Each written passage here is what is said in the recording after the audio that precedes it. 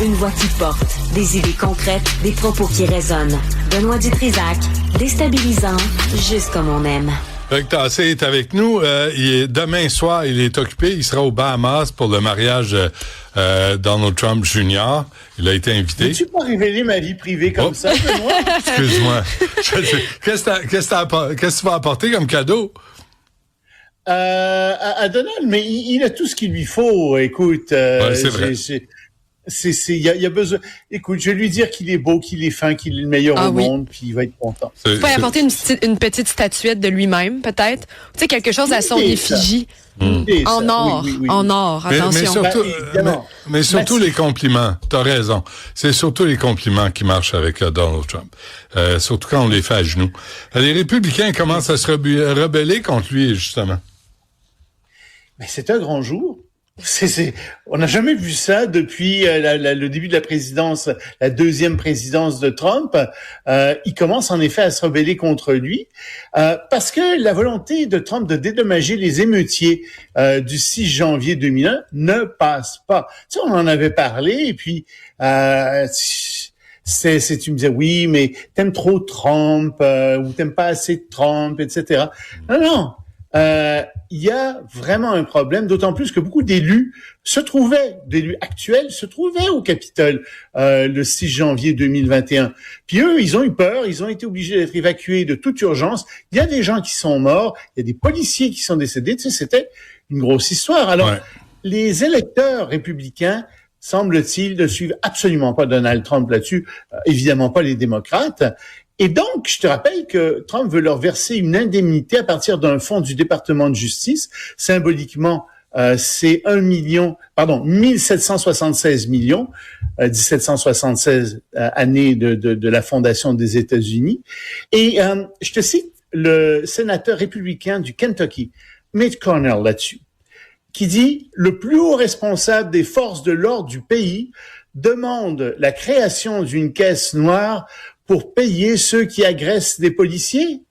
C'est totalement stupide et moralement répréhensible. » Il vient de dire que Trump est stupide et moralement répréhensible. Mais ça, c'est le monsieur qui a gelé pendant les points de presse, là, McConnell, qui a 85 ans.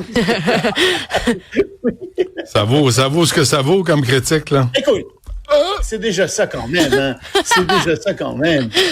Mais ils ont, à cause de ça, alors, le vote là-dessus est pas passé, enfin, ça a été repoussé, et ils ont aussi repoussé un autre vote, un vote sur la guerre en Iran. Les démocrates voulaient voter pour mettre fin à la guerre en Iran, et le vote a été annulé et repoussé, comme je te dis, au mois de juin, parce que les républicains se sont rendus compte qu'ils allaient perdre ce vote-là. Il y a vraiment beaucoup de républicains qui sont très, très, très mécontents. Puis, tu sais, autour de tout ça, il y a des prix qui sont très élevés aux États-Unis, l'inflation, les prix de l'essence, les gens sont mécontents. Moi, je pense, tu sais, ils s'en vont en vacances pendant quelques jours, là. Ils retournent dans leur état respectif pendant quelques jours. Les sénateurs, entre autres, les représentants aussi. Je pense qu'ils vont entendre le fort mécontentement des gens à l'égard de l'administration Trump. Et donc, c'est en train de bouger. Puis comme si c'était pas suffisant, Trump soutient au Texas en ce moment un sénateur qui se présente contre John Cornyn. John Cornyn, c'est quelqu'un qui est très, très aimé parmi les sénateurs républicains. Il a organisé beaucoup d'événements pour toutes sortes de sénateurs. Il leur a donc rapporté de l'argent, raison entre autres pour laquelle il est très aimé. Mais il a failli devenir le chef de la majorité. Or, Trump essaie de le faire battre. Et donc, il y a des gens qui se demandent, mais à quoi sert-il donc d'appuyer? Ça, c'est Trump, hein. Il nous entend à chaque fois. Il va interrompre ta chronique. Les informations sensibles. Il va interrompre oui, c'est ça, mais je répondrai pas. Non, ne réponds pas, il va t'offrir 1 million pour te taire. Accepte pas ça. Mais Donald veut s'occuper de Taïwan, là, puis pourtant, il disait que M. Xi était son ami. Oui, il veut s'occuper de Taïwan, mais on ne sait pas ce qu'il va faire.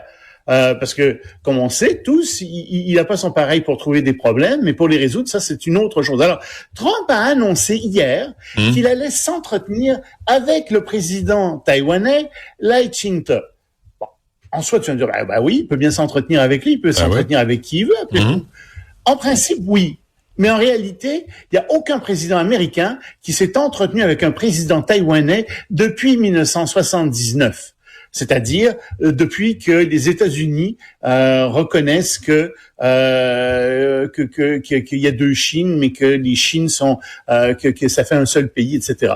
Je ne vais pas trop rentrer là-dedans, là, c'est un peu compliqué. Mais ce que je veux dire, c'est que il y a aucun président qui avait appelé, donc américain, qui avait appelé le président taïwanais. Trump dit non, je vais l'appeler, je vais lui parler. Puis en plus, on va discuter d'armement, de la vente d'armement américain. On parle de plusieurs milliards de dollars, 10, 12 milliards de dollars d'armement, peut-être plus. Puis elle se dit, attends, mais pourquoi est-ce qu'il fait ça? Et ce genre de geste ne peut que indisposer la Chine, et Xi Jinping va se sentir obligé de lancer de nouvelles sanctions contre les États-Unis s'il fait ça. Puis à l'inverse, si jamais il parle à Taïwan, mais qu'il dit non, je vous vendrai pas d'armes finalement, etc., mais tous les alliés des États-Unis dans la région vont se dire, ben voilà, Trump recule devant Xi Jinping. D'accord. Il vient de se peinturer dans le coin, il ne peut pas gagner face à Taïwan en ce moment, il est mieux de faire une diplomatie discrète. Mais il était là. Il annonce à tout le monde qu'il va parler au président taïwanais. Mais Trump était en Chine. Il aurait pu aborder la question de Taïwan. Il l'a pas fait. Il l'a possiblement abordé, on n'en sait rien. On ne sait pas exactement ce qui a été discuté entre lui et Xi Jinping. Peut-être qu'il en a parlé. Peut-être qu'en effet, il a dit à Xi Jinping, bon, ben écoutez, on va laisser tomber Taïwan petit à petit. Mais laissez-nous vendre des armes, laissez-nous vendre un certain nombre de choses à Taïwan. Exactement ce que Margaret Thatcher avait fait avec Deng Xiaoping avec Hong Kong. Tu sais, Hong Kong s'était cédé à perpétuité, plus une partie de la péninsule en face. Il y avait que ce qu'on appelait les nouveaux territoires qui avaient été cédés pour 100 ans. Et Madame Thatcher voulait que on renégocie un bail de 100 ans avec la Chine, etc. Deng Xiaoping a dit, il n'y en est pas question. Non seulement on ne renégociera pas de bail de 100 ans avec vous, mais en plus, vous allez nous redonner les territoires qu'on avait cédés à perpétuité. Ouais. Et Madame Thatcher a été obligée de dire oui parce qu'elle n'avait pas l'armée pour défendre Hong Kong.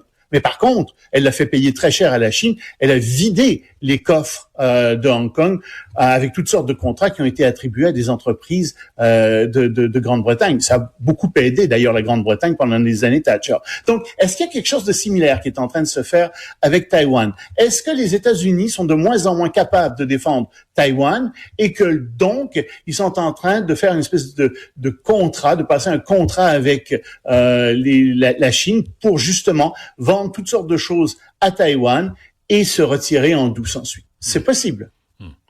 Et la Biélorussie qui veut attaquer l'Ukraine? Mais ça, évidemment, le président biélorusse Loukachenko dit que non, et il veut rencontrer Zelensky à l'endroit de son choix, dit-il. Mais le problème, c'est que les manœuvres entre les armées de Biélorussie et celles de la Russie font craindre des préparatifs en ce sens. Et surtout, les services de renseignement ukrainiens ont vu que la Biélorussie était en train de construire des routes qui menaient à la frontière ukrainienne. Et plus que ça, ils sont en train d'installer des positions d'artillerie le long de la frontière entre l'Ukraine et la Biélorussie. Donc, les Ukrainiens disent, mais attendez, là, qu'est-ce que vous êtes en train de faire? Qu'est-ce qui se passe? Et tu sais, je t'avais parlé de ces exercices militaires qui ont eu lieu, mais des exercices militaires qui comprenaient de l'armement atomique entre les Russes donc et les Biélorusses.